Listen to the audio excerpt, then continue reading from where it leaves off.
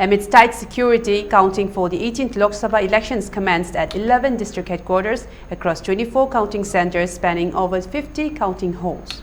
The counting of the votes is in process with no reports of any unwanted incident.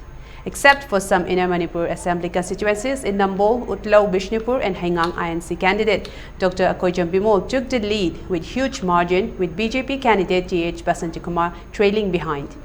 Further, in Outer Manipur constituency as well, INC candidate Alfred Kangam S. Arthur is on the lead with a huge margin ahead of NPF candidate Kachui Dimutit Jimik.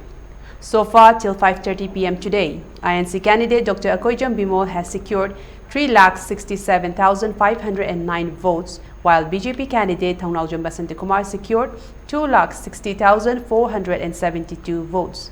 Further, RPI Athawale candidate Maheshwar Thongnaugjam bagged 1,32,947 votes, while independent candidate R.K. Somendro secured 12,789 votes. Moirangteng Tomtom Sana Nongshaba secured 4,784 votes.